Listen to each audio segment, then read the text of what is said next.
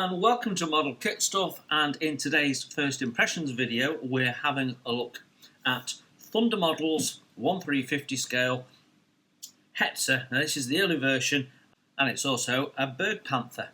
So for those of you who are not up on their German armoured fighting vehicles, a Bergepanzer was basically a field vehicle that was used for quick repairs and that sort of thing. And usually the conversion was for the tank or vehicle that it was going to maintain. So in this case, the Hetzer would mainly maintain the Hetzers. So the Hetzer was based on the Hungarian 38T tank, and what happened as the war progressed is Albert Speer famously was given the task of organising armaments, and in that process he did things like reduce the number of trucks, reduce the number of fighting aircraft, bombers, and so on and so forth. But when it came to tanks particularly, he increased the number, and he did that for the same reason that he decreased the number in other vehicles. It was to utilise as many chassis as possible and keep as much firepower in the battlefield as possible. And it's, you know, it goes with many historians will tell you that Albert Speer's actions probably kept Germany in the war for another 12 months longer than it would have been. So of the 2,800 Hetzers made, 170 Bergepanzers were ordered, and around about 110 were actually made. Slightly different variations through that number as well. Now this is an early type. It's got the A-frame on here for lifting engines.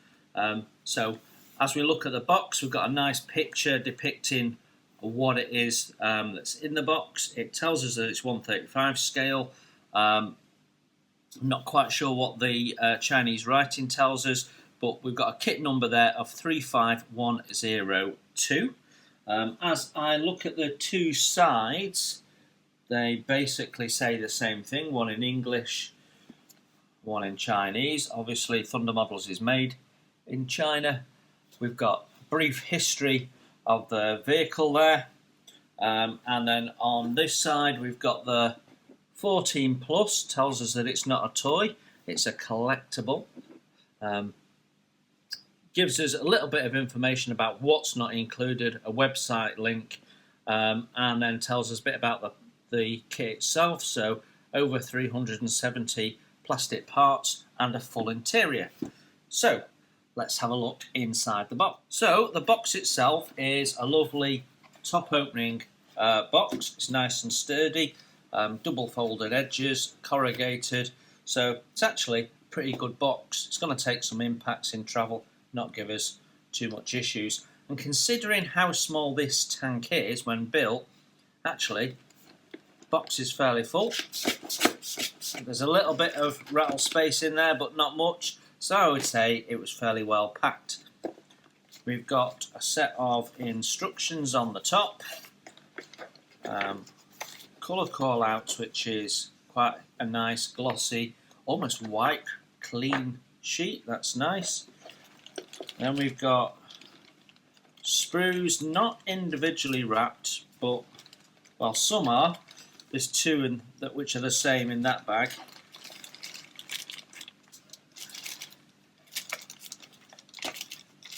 And then we've got some other individual parts, the hull, bag of etch resin and other bits and pieces, and an optional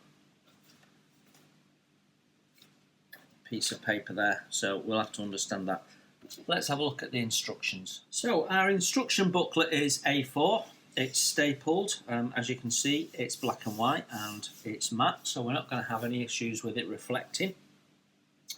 Now, interestingly, on the box, the kit number is 35102, but on the top of the instructions, we've also got 35103. So whether that means we can make two different versions, and they've given them two kit numbers which are in the box, I don't know. I'm sure it'll become clear as we work through it. We have a little CAD rendering of the finished tank. A little statement there saying, you need modelling tools not included, and read it carefully. And then we have our key in English and Chinese. So various different symbols there that we're going to be using. That's an interesting one at the bottom. It says PE, press rivets inside from the etch offside. So what they're actually telling you, because it's not dead clear, is to press like a biro or something like that in to make a dome head rivet from the inside of the etch, so that you've got a dome head on the outside of the etch, the bit that faces up. So actually not easy to explain, but I know what they're talking about. So we are straight into it on page 2. We've got a little bit of wording here. So you've got this text here which is sort of explaining that this is the early type, and that it was further developed, and there's some differences between the first one and the later one, obviously. Then we've got these two kit numbers: standard edition, excluding engine compartment, and skirts moulded in plastic, and then a limited bonus edition. Right, so basically the instructions are the same for both of those kit numbers, but what we've got is the standard edition and not the limited bonus edition. So okay, understand that now. And it looks like we are starting with the engine. So limited bonus edition only, so we won't have that. So it's not got a full interior like it says on the side of the box after all. So I'm guessing that as we've not got an engine, that we won't have any of these engine fittings, so I'm just going to move through them. I can see that it's calling out MIG paint numbers, so you'd have to cross-reference them if you don't have or don't want to have those MIG paints. And then we've got a radiator being built up, which we may or may not have. And then we're on hull assembly and 20 hex head bolts to assemble. Okay, fill outer holes after C20 assembly inside. Okay, so the bolt heads need to be inside, and then okay, I'm with you. We've got the outer suspension parts going on there, and some photo etch already, which is some vent mesh, and we are then straight into wheels, I think, or covers for the wheels, and then the wheels spring leaf suspension, which is interesting. Then we've got the rear plate, which has got some photo etch and cord to be added. We've got Lincoln length track, so that'll be nice and quick. Some interior assembly parts. We'll have to try and work out what we do and don't have of this lot. Not quite sure what that is, but that's an awful lot of parts going together. And then it looks like we're building up the transmission. It gives us an optional detail which is made out of photo etch with a cable, so that could be interesting to do if we're going to have it open and you can look inside. Step 13. What was CA?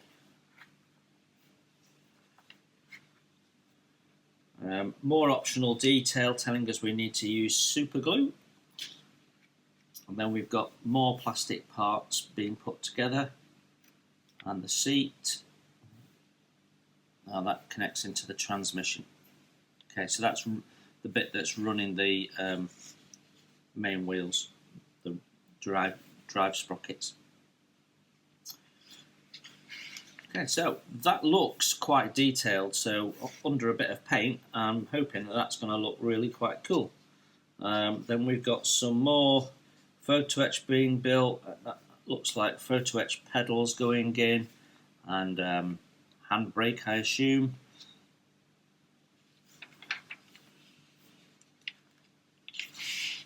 And we've got the engine compartment bulkhead firewall. Upper part of the hull. And it looks like we've got radio sets and coloured photo etch instruments. That's nice. I'd be interested to see what the quality of that is. And we've got winch, exhaust, jack being built up.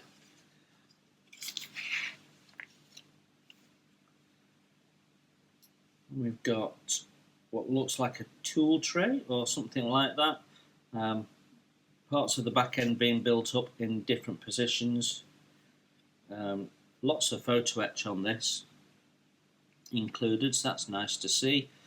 Spare tracks, and then we've got the plastic mudguards, and limited edition get these metal ones, and you can see with that symbol there, so you'd run a biro along the length of that and it gives you this pressed out domed look, which usually looks quite good. And we've got some components going on there. I'm not quite sure what that is. Looks like a telescopic exhaust or something like that. Must be part of the A-frame, surely. Can't quite work that out there. And the mounts for the jack. Right, crane in travelling position, so all folded away, stashed on the side there. And then crane in working position, so you've got the options. Got more photo etch going on, and then we can assemble that with the D-rings and set the A-frame up, which I think will look quite nice. I'm likely to do that, and quite a complex little sling mechanism there, with the hooks and the rope and the little hand wheels. It all looks rather good. There's some chain to go over that, so that'll look authentic. Yeah. So what are we on? 28 steps to complete the build. We've got a photo etch toolbox that goes on the side there. It's quite a familiar feature of the Hetzer. Very nice. Oh, and then we've got the sprue call out. So 1A, B, and C.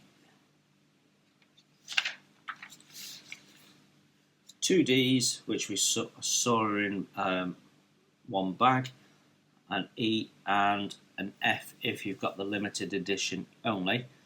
And then the R, I'm guessing, means resin.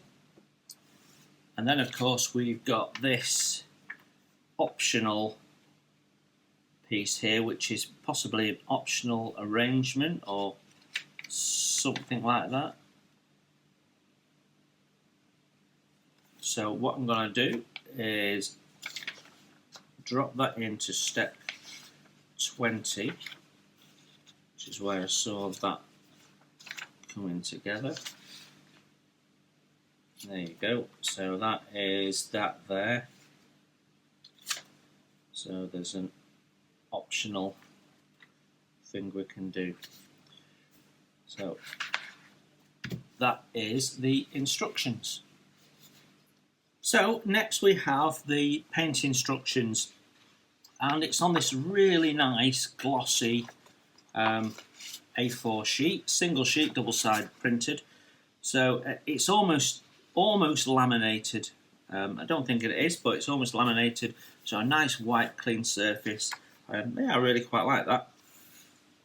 So what we've got is paint markings guide. Says 1945, and it's calling out the MIG colours and giving you a name. So you'd have to cross-reference that. That's quite a nice looking pattern, isn't it? I've seen a Hetzer in a French war museum, and I'm fairly sure it looked very similar to that in terms of its patternation. Okay, and then if we flip over, we've got Germany early 45, a more yellow-based one. Quite like that one as well, to be honest. Doesn't appear to be any decals being called out on either of them. So maybe there isn't any decals. I would have thought there was at least a national emblem, but maybe not.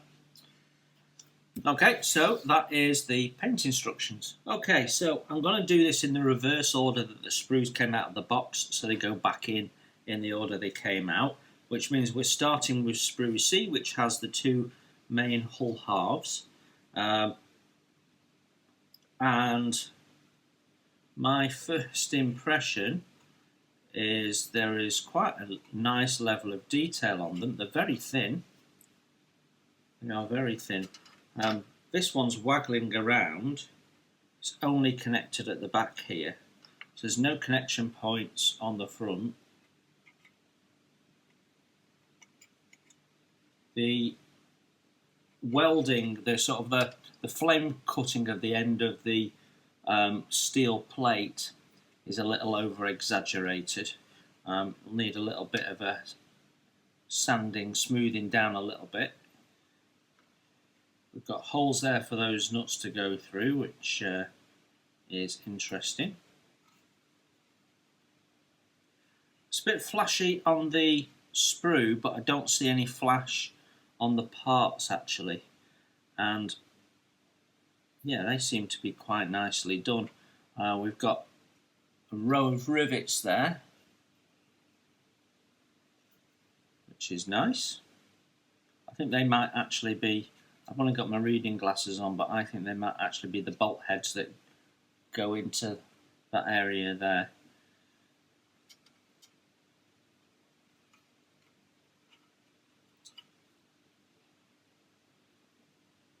Yeah, moulding's crisp. The plastic seems nice quality. Yeah, that looks okay. And even though your front fenders are plastic moulded, they look great. I'd have no qualms about not having to replace those. I'm sure you could get a Hetzer photo etch set for another brand and use many of the parts, but I'm going to try and do this one out of the box, I think.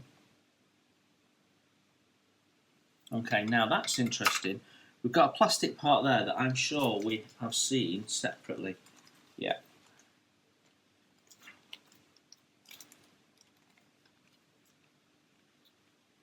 So, wow, that one's got a different arrangement, hasn't it? It's not got the cutouts. So I didn't notice in the instructions, but I'm sure when we get to it we'll realise which one we need to use.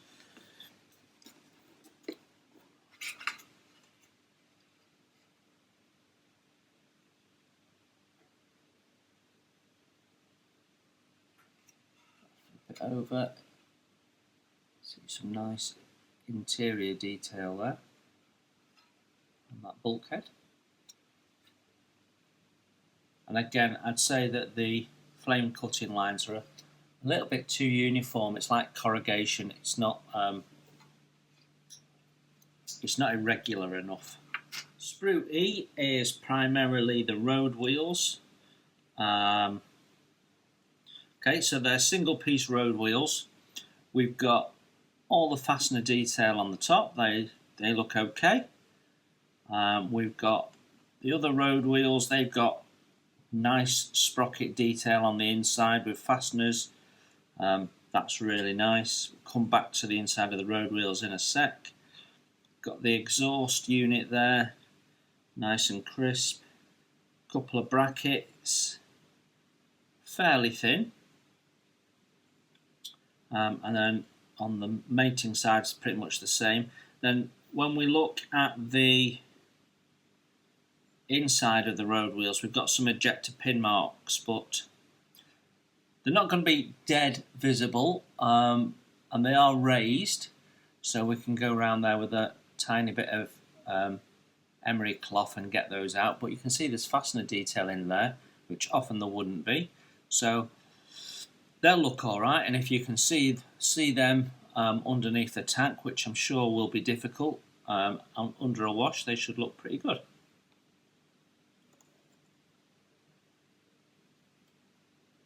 So sprue A now, and we've got all sorts of different parts here, but a lot of them to do with the lifting boom, the A-frame. So we've got this little tool box, wooden box, which actually has a bit of flash on it, nothing major. And underneath it, we've got the slats, and then on the inside, we've got a wood grain effect, which is over scale, but under a wash and stuff will actually look quite nice.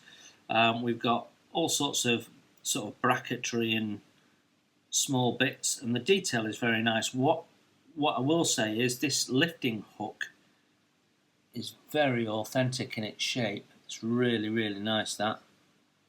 And also at the end of these booms, you can see they've got authentic detail on there, and they're not just left it smooth with a hole in, which a lot of manufacturers would have done. They've put the detail on there, so if that's modelled in its stowed away position, that'll look really authentic. Same with the pulley wheel. That all looks nice as well. There's some very finely moulded parts here, which are very well done.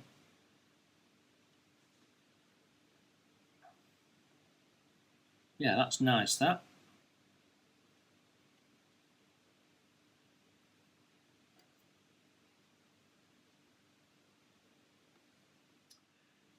Okay, sprue B, and we've got the plastic fenders, and I've got to say, you don't really need the photo etch. They are thin, they are well detailed. Obviously, if you want to show them with a bit of damage, that becomes a little bit more problematic, but still, they look really good as they are.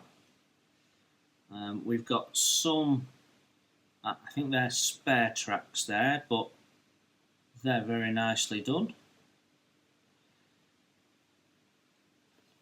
The fine detail parts are finely detailed, so I don't think I've seen bolt cutters quite as nicely moulded as that before. They're really fine. The handles are fine. Yeah, I really quite like those.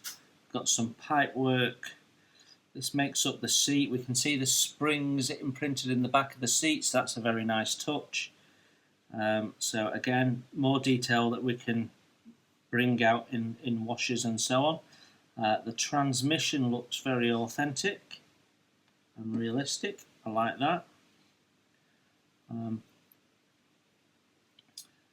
Jacks are much of a muchness. Then we've got what I think is the radio set. Could be the dashboard, but I think it's the radio set. And we have some decals to go on that, I know, or printed etch or something like that. Yeah, that's all very nice, that. I think that is also part of the seat, is it not? Not sure. Lots and lots of detail in terms of fastener heads and the like.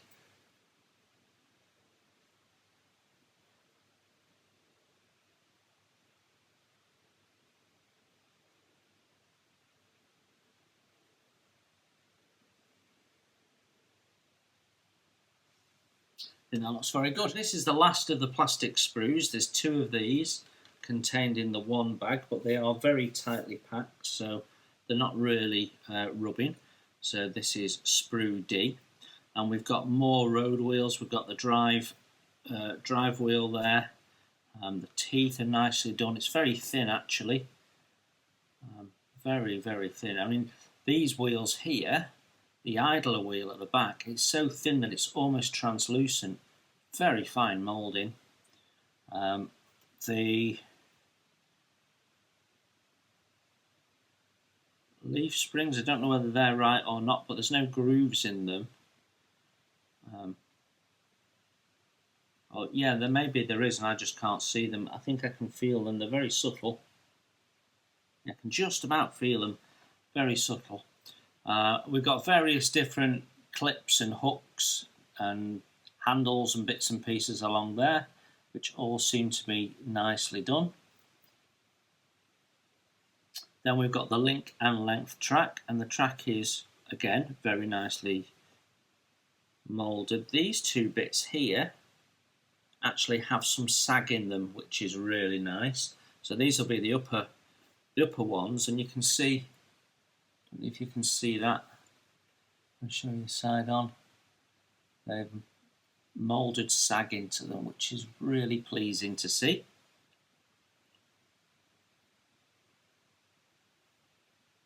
And like I say, we've got two of these. There's a wing nut there, tiny little thing. Detail is lovely. It's actually a cracking little kit, this, isn't it? Then we have our Ziploc bag, which has got all sorts of goodies in it. So let's take a look at those.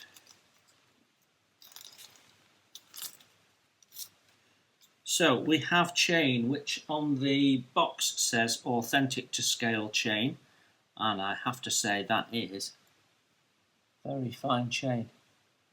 So I think I'm probably believing them. It's near or nearabouts. So I think that is some form of copper alloy, that, looking at the colour. Then we've got some silver coloured thread of different diameters. So you don't need to do much of that with that to make that look like wire cable, which I'm guessing is what it's supposed to look like. Two different diameters of that, so that is nice. Let's pop that in the bag.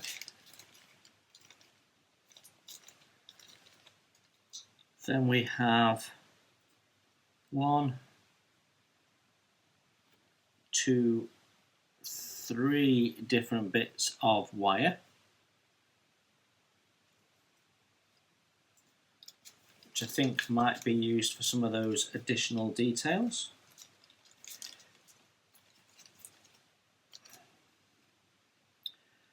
And we've got lots of different types of photo etch. We've got these three,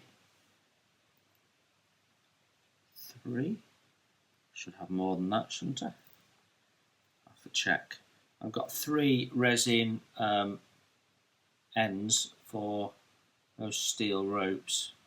Fairly sure I should have 4, not 3, but I don't.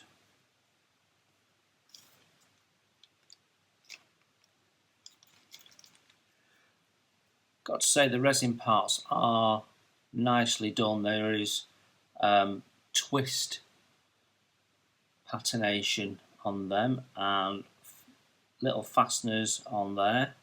Yeah, very nicely done. That is my dials, colour printed, actually glossy as well, so actually better than Edward coloured etch. And there's 4 pieces on there. You'd be forgiven for thinking there's only 3. The 4th one is absolutely minuscule, just at the top of there.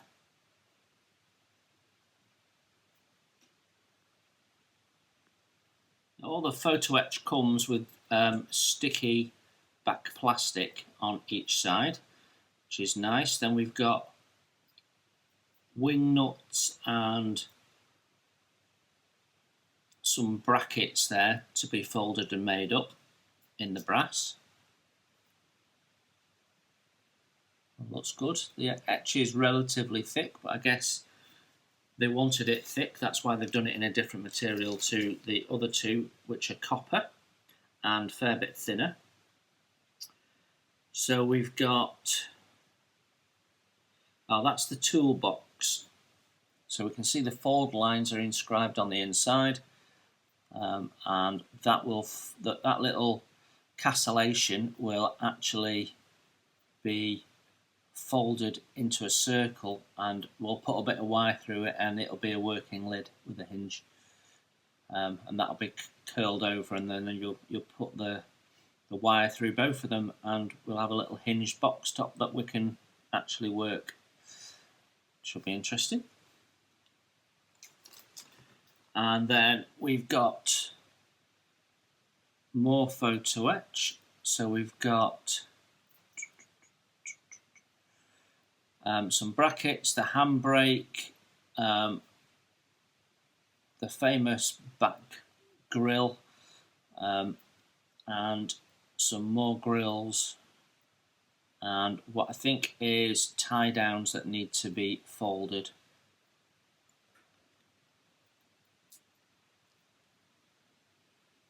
Yeah, the etch is really nice, actually. Really, really nice. So there you have it. Thunder models 1 to 350 scale, German Bergpanther, early Hetzer. What's my first impressions? Well, my first thought is when I bought this, and I bought this in a model shop, I didn't order it online, so I did have a look at it. Not inside the box because it was taped down, but when I bought it, one of the things that drew me to it was the fact that on the back here it says full interior. So my first comment is, don't put that on the box if that's not true. We don't have a full interior. We have the driver's position, and that's it, because the engine isn't in there at all. The engine, you have to pay more for an additional special edition to get the engine. So I think that is misleading, and I might have thought twice about it and looked for a Hetzer with an engine. However, we now have it. So that's my first thought, that's a little bit misleading. The actual kit itself is clearly well thought through in terms of the process of putting it together makes sense. We've got parts that can be genuinely constructed, will look very detailed when done. Same with what they've put on the interior with the transmission. All those extra little cables and pulleys will actually really bring that to life. It'll look quite nice in there. So I think the kit itself is nice. The detail is, in the main, very, very good. How accurate it is, I don't know. I haven't done any reference checks yet. It's something that we'll do when we get to building it. I don't think that they have put etch in for the sake of putting etch in, other than you could argue possibly with the toolbox. You could have got away with a plastic one if you'd wanted, but the openings, the little holes, the perforations in there will look to scale in the etch, so perfectly comfortable with that. I think this area here will look very detailed and busy, so yeah, I think it's a cracking little kit. Really like the dials, they're a highlight. Link and length track, well done with the sag, well thought through, another highlight. The colour part of the instructions, quite nicely done. Would have liked some more paint options, but that's not a biggie. There's lots of companies that only give you one brand. I think the instructions themselves a little bit lacking. Clear enough to follow, but I can't quite put my finger on it. But they weren't quite sharp and snappy enough. I was finding myself having to just look at it and work it out in my head a little bit more, which is a sign of side of them not quite being clear. Not like Airfix instructions where you don't need to think, you just have to follow. However, we're just talking nitty-picky little bits. The kit is lovely. Is it value for money? Yeah, probably about right. I think the cost of it was much cheaper than a number of tank kits. Obviously, you're getting a much smaller vehicle on the completed build, but quite a relatively high part count without it being excessive and needlessly breaking down the parts. So I think all in all, it's a good balanced kit, and I'm looking forward to building it. So I hope that was helpful, insightful. If you're thinking about buying into the Thunder Models Hetzer, they have the other version, the late version, out as well, which has a little digger blade on and bits and pieces. So have a look at both of them and make your choice wisely. Okay, that's it for now. Thanks for looking in. Enjoy your modelling. Take care, and I will see you very soon.